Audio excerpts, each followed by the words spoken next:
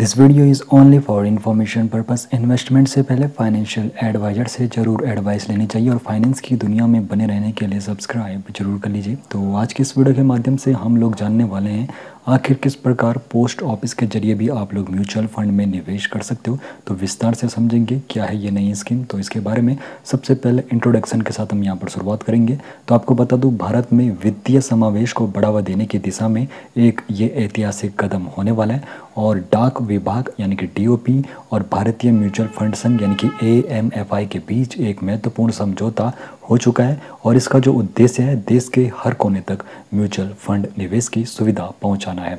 तो चलिए विस्तार से समझते हैं आखिर इस समझौते के बारे में। तो जो डाक विभाग है यानी कि डिपार्टमेंट ऑफ पोस्ट और एएमएफआई यानी कि association of mutual fund in India ने एक समझौता ज्ञापन यानी कि एमओयू पर हस्ताक्षर कर लिए हैं और जो ये समझौता है 3 साल के लिए रहने वाला है।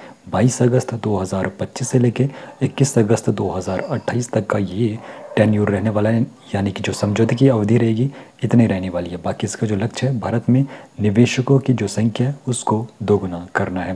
बाकी यहाँ पर कौन लाभार्थी रहने वाले, तो यहाँ पर ग्रामीण और अर्ध शहरी क्षेत्रों के जो निवासी है वो यहाँ पर लाभार्थी रहेंगे और इन क्षेत्रों में वित्तीय उत्पादों तक पहुँच पारंपरिक रूप से सीमित रही है और अब उन्हें अपने घर के पास ही विश्वसनीय पोस्ट ऑफिस नेटवर्क के माध्यम से निवेश का अवसर मिलने वाला है। और यहाँ पर पोस्टमैन की क्या नई भूमिका रहने वाली है, तो लगभग 1 लाख पोस्टमैन को क्या म्यूचुअल फंड वितरक यानी कि डिस्ट्रीब्यूटर के रूप में प्रशिक्षित किया जाने वाला है और वे लोगों को म्यूचुअल फंड के बारे में जानकारी देंगे और निवेश प्रक्रिया में उनकी मदद करने वाले हैं। इसका जो उद्देश्य है डाक विभाग की विश्वसनीयता का लाभ उठाकर लोगों को वित्तीय बाजारों से जोड़ना है।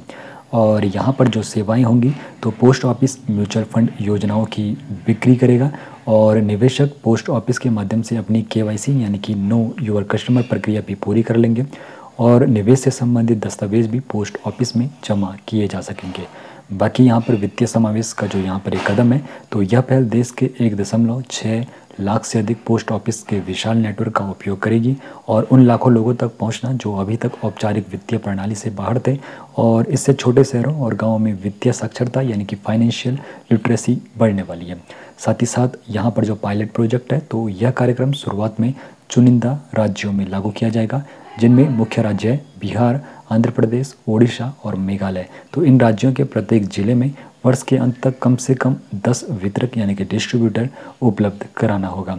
और यहाँ पर विश्वास और सुरक्षा के बारे में आपको बताऊं तो डाकघर दशकों से भारत में बचत और वित्तीय सेवाओं का एक विश्वसनीय माध्यम रहा है और समझौते में निवेशकों के डेटा और सेवाओं की सुरक्षा के लिए सख्त प्रावधान यहाँ पर शामिल है और यह पहल सुनिश्चित करेगी कि निवेश प्रक्रिया सुरक्षित और पारदर्शी हो।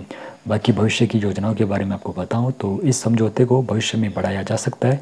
आने वाले वर्षों में निवेश आधार को और बढ़ावा मिल सकता है और इस पहल की सफलता से भारत में म्यूचुअल फंड निवेश का एक नया युग शुरू हो सकता है। बाकी इन्वेस्टमेंट से पहले फाइनेंशियल एडवाइजर से ज़रूर एडवाइस लेनी चाहिए और फाइनेंस की दुनिया में रूबरू रहने के लिए सब्सक्राइब भी जरूर करना चाहिए।